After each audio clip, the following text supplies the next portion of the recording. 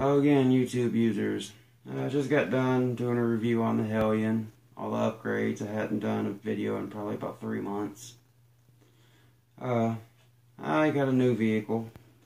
It is the Traxxas Nitro Sport. I got it from the hobby shop in Stockbridge, Georgia. Thank you, Glenn, for all your help. One of his employees actually, he tried to send me home with plastic in the carburetor. There's a little tiny piece of plastic in the carburetor which would cause it to shut off every time we would get it running. It would just stop. Well, I mean, that's sort of normal when you're breaking in an engine because all the friction is having to break in. But I've completely broken in the engine.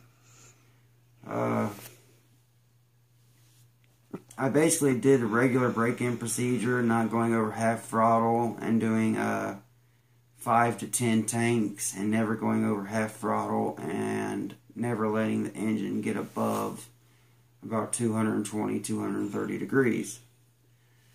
And like everyone knows, when you're breaking in an engine, you are going to go through a glow plug. Thankfully, Traxxas did include an extra glow plug, but as everyone knows, glow plugs don't last that long. So once I got it, I had to search around because these little bastards were sold out pretty much everywhere, including Traxxas website. But I got 2 extra long, hot glow plugs from Traxxas, which is meant for this engine, which is the TRX 0.15cc, which I will eventually be upgrading to the 3.3 cc. I believe it's a big block, and I'm going to be getting this. This is a brand new. I mean, I've had this not even a week. Yeah, about. First I was on Amazon and I was looking at a 1/18 scale electric that I was going to play with in the house, and a FlySky 3-channel transmitter. Well, my fiance suggested going up to Stockbridge and going to the hobby shop. And that's the actual name of the hobby shop that I go to. It's called the hobby shop. There's quite a few upgrades I'm going to be doing to this. An aluminum gearbox, metal axles, metal, I don't actually know the term for this white piece right here, the piece that comes out of the gearbox. But this is stock right now. Everything is completely stock. One crazy thing is that I saw is on this came with this vehicle is to fill it up, of course, or to suck out the old fuel. And if you're gonna set it away, make sure to take your air filter off and squirt either some after run oil in it, or I found WD-40 works perfect.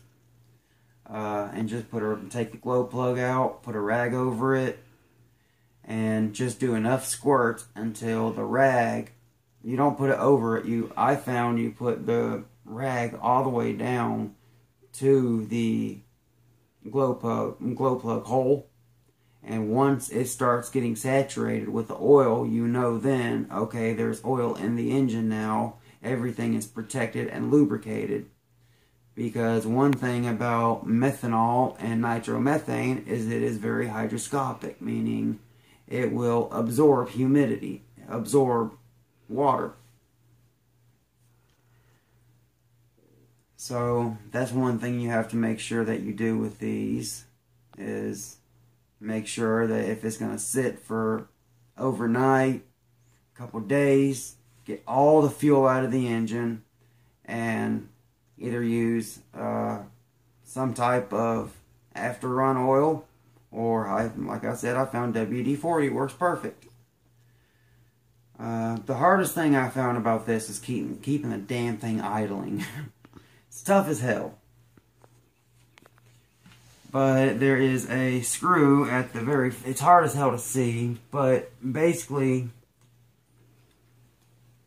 I'll take this off. You can see the starter wires were actually on the other side of this needle. And they were touching the engine, and they were getting in the way of the butterfly valve. Well, this isn't actually a butterfly valve on this. This is actually a round valve with a hole through it.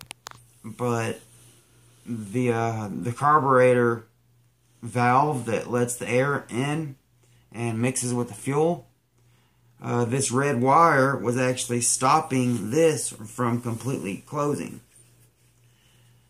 So I had to move those over and make sure they did not connect with a spur gear, because that would be a bad thing. I need to tighten up my slipper clutch a little more. But overall, this is a great starter. It was only $2.99. I still got some tuning to do with the front wheels, because the trim was off pretty bad. So I had to reset that, because the way the transmitter was when I had it, it was set all the way to the left. And even then, it would continue going right a little, and I couldn't turn it left anymore. So I turned it all the way to this, and it was turned right quite a bit. So I had to use the tie rods to set it back straight.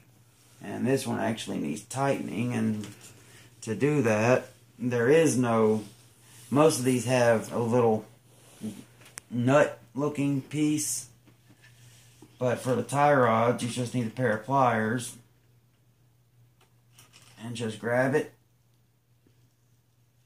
and depending on which side it is, you either need to tighten it or loosen it. Well, for this, I need it to go out, so I actually need to loosen it. So righty-tighty, lefty-loosey. But I'm a mechanic, so I never have to remember that.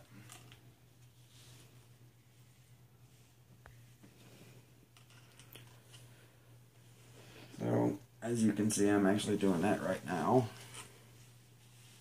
You want to keep each tire, you can get a roller and measure from the center of each tire, the front and back, and that'll give you a good idea of how straight the toe is. From what I can see right now, it's about perfect. Yeah, maybe this one needs to get towed out a little. This one's perfect. So this one needs to be a little bit more.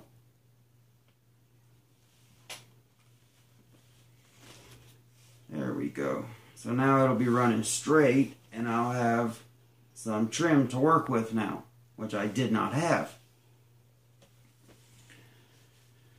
Another thing is, when I first got it, I definitely had to tighten the brake, because the brake was virtually non-existent. I don't really like the brakes that it comes with, because it only brakes the rear tires. I want to get some disc brakes to put on it.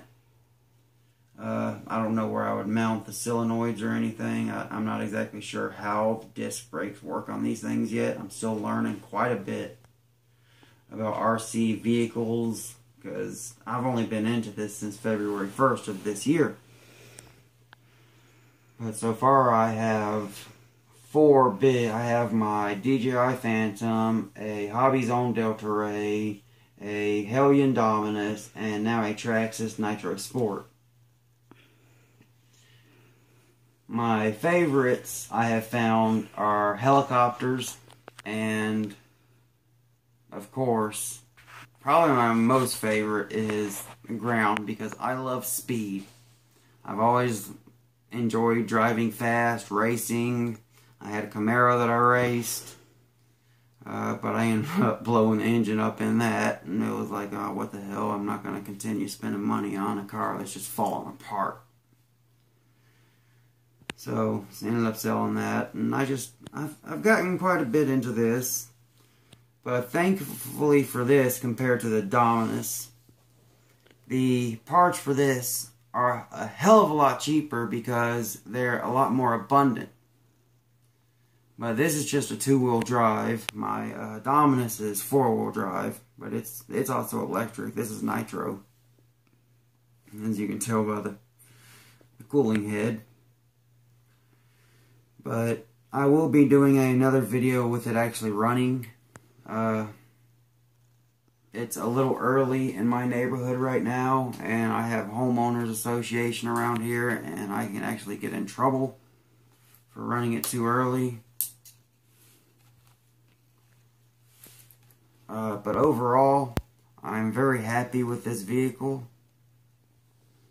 Still needs a little bit of fine-tuning on the suspension, but other than that, the engine's running great. It's not overheating. I mean, I couldn't be happier. But I will be doing another video showing it actually running and showing that it does freaking wheelies, which is pretty damn good for a 0.15cc motor. But it revs like hell. So, that's all there is for this video. I think I've covered pretty much everything, so peace.